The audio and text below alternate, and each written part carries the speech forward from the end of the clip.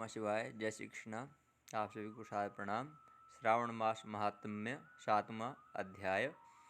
ईश्वर ने कहा, हे सनत कुमार, अब उत्तम मंगलवार का व्रत कहूँगा, जिसके करने से दभ्यः का नाश होता है। विवाहोत्तर 5 साल तक इस व्रत को करें। इसका नाम मंगलागौरी व्रत है। यह पाप को नष्ट करने वाला है। विवाह के अनंतर पहले श्रावण शुक्ल पक्ष की पहले मंगलवार के दिन इस व्रत को शुभारंभ करें। पुष्प मंडप निर्माण कर उसे कदली स्तंभ से शोभित करें। नाना तरह के फलों तथा रेशमी कपड़ों से भूषित कर उसमें देवी की प्रतिमा स्थापित करें। यथाशक्ति उस प्रतिमा का अर्चन करें। उस प्रतिमा में मंगला गौरी की 16 उपचारों से, 16 दुर्वा दलों से और 16 चिड़चिड़ा दलों से, 16 चावल तथा 16 चने की दाल अर्चन करें। 16 बत्तियों का एक दीपक हो या 16 दीपक जलाकर भक्ति द्वारा दही तथा चावल का नैवेद्य समर्पण करें।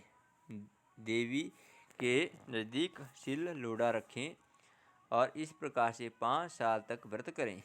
इस व्रत को करने के बाद फिर इसका उद्यापन कर माता को वायन दें। वायन का प्रकार सुने।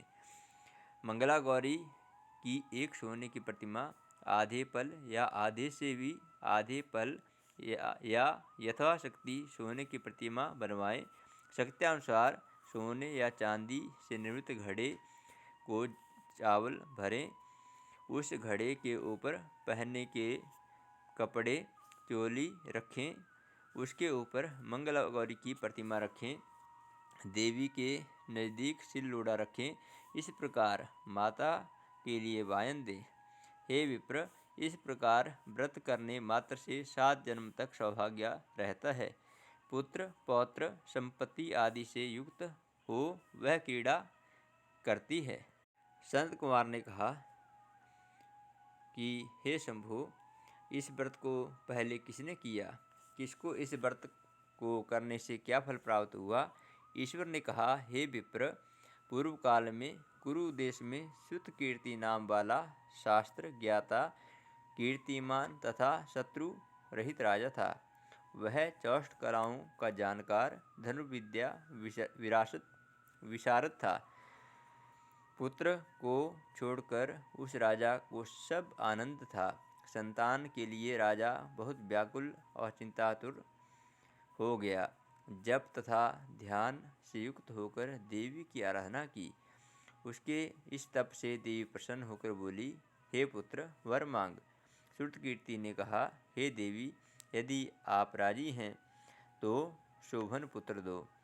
हे देवी, आपकी कृपा प्रसाद से किसी अन्य चीज़ की कमी नहीं है। राजा की ऐसी वाणी को सुनकर मंद मंद गति हंसती हुई देवी ने कहा, हे राजन, तुम दुर्लभ वस्तु की याचना मांगते हो, लेकिन कृपा कर तुमको पुत्र दूंगी। हे राजन सुनो, पुत्र अत्यंत गुणी होगा, पर वह 16 साल से अधिक नहीं जीवेगा। यदि सुंदरता और विद्याहीन पुत्र होगा तो वह पुत्र बहुत समय तक जीवित रहेगा। देवी की वाणी सुनकर राजा चिंता करने लगा। उसने अपनी भार्या से विचार कर गुण विशिष्ट संपूर्ण लक्षण युक्त 16 साल तक की आयु वाला पुत्र मांगा। देवी ने उस समय भक्त राजा को आज्ञा दी कि हे नृपनंदन, मेरे दरवाजे पर आम का पेड़ है। मेरी आज्ञा से उस आम के एक फल को लाकर अपनी पत्नी को खाने को दो।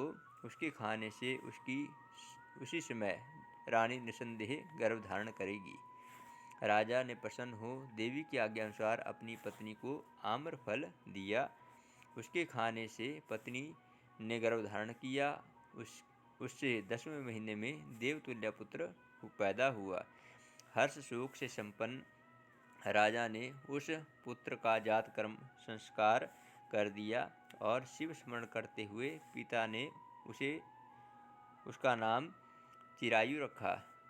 जिस समय उसे 16वां साल आरंभ हुआ, उसी दिन से सपत्नीक राजा को चिंता लगने लगी। राजा ने विचार किया कि यह पुत्र बड़े ही कष्ट से प्राप्त हुआ है। अपने समक्ष इसकी दुखद मृत्यु कैसे दिखूँगा।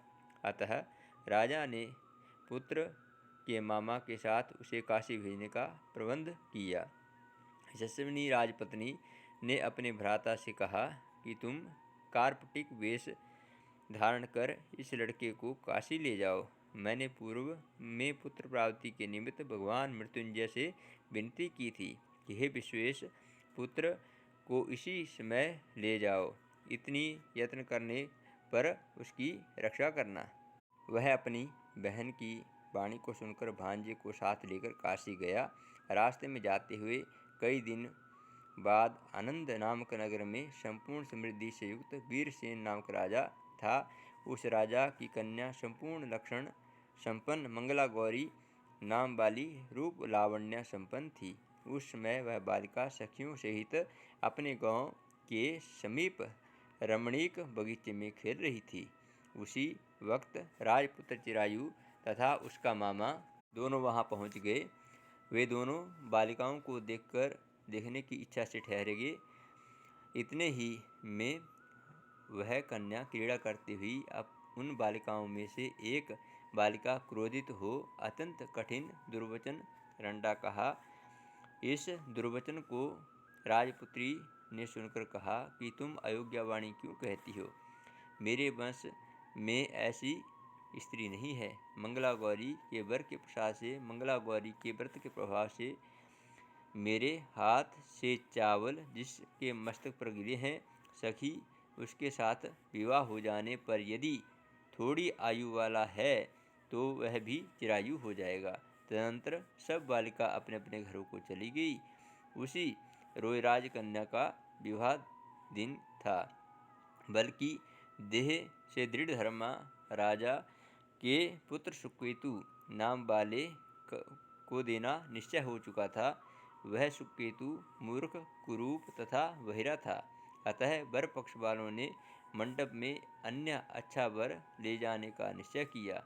विवाह हो जाने पर वहाँ सुकेतु चला जाएगा। यूँ विचार कर चिरायु को समीप जाकर उसके मामा से कहा, यह बालक हमें दे दो, क्योंकि आपके बालक द्वारा हमारा कार्य सिद्ध होगा। इस भूमि पर परोपकार के तुल्य और कुछ नहीं। यह वाणी श्रवण कर उसका मामा हृदय से राजी हुआ, क्योंकि इन्होंने पूर्व में वाटिका में बालिका की वाणी सुनी थी। लेकिन वर पक्षीय जनों से कहा, आप लोग इस बालक को क्यों चाहते हो। कार्य सिद्ध के वास्ते वस्त्र अलंकार आदि मांगा जा सकता है। आप लोगों की गौरवार्थ फिर भी मैं देता हूँ। उन्होंने चिरायु को वहाँ ले जाकर विवाह कार्य सिद्ध किया। जब सप्तपदी आदि कार्य होने पर रात में गौरी शंकर के समीप गए तो चिरायु पुत्र सुप्रसन्न चित्त से राजकन्या मंगला गौरी के साथ सो गया।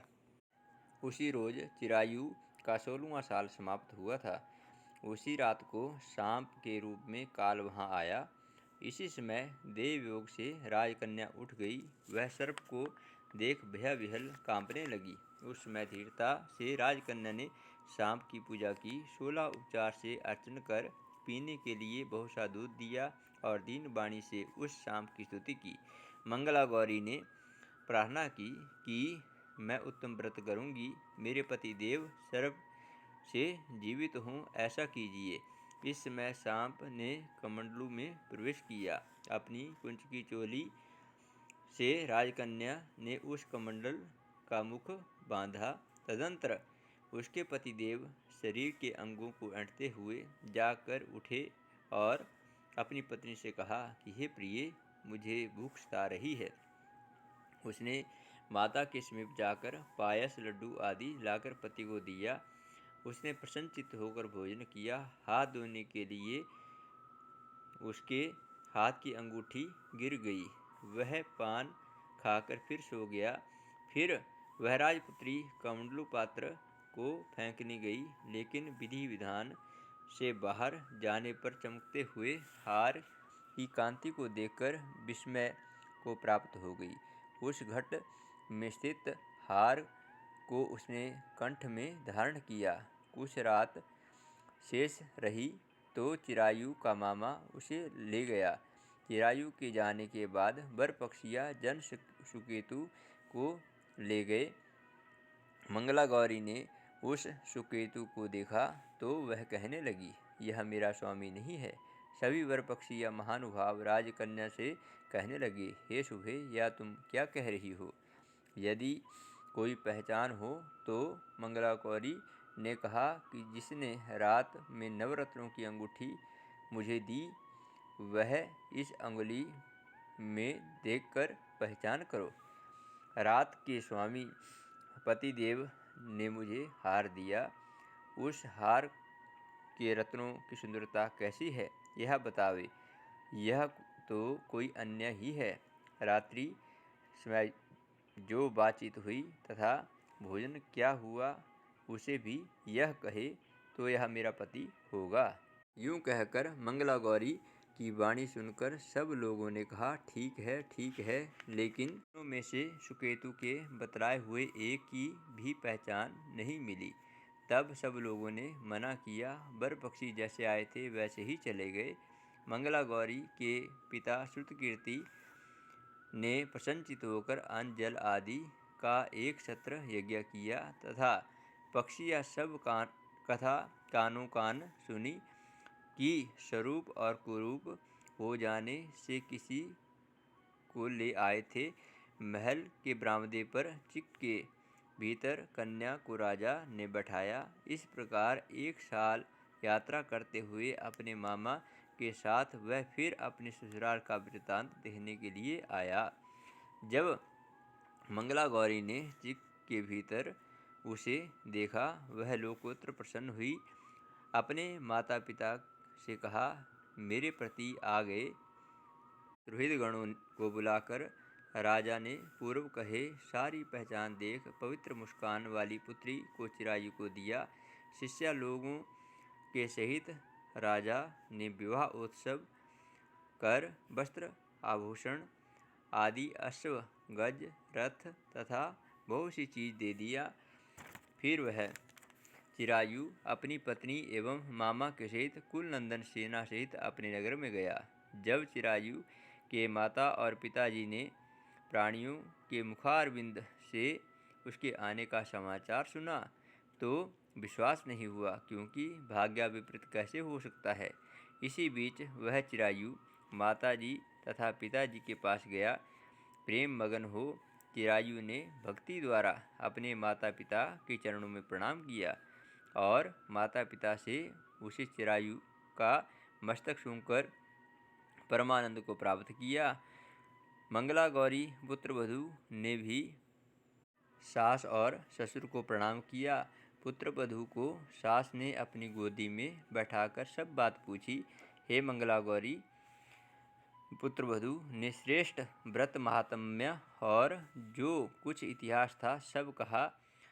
शिव सनत कुमार से कहते हैं कि हे सनत कुमार, इस मंगला गौरी को आपसे कहा, इसे जो सुनेगा या कीर्तन करेगा उसके सभी मनोरथ सिद्ध होंगे, इसमें कोई संशय नहीं है।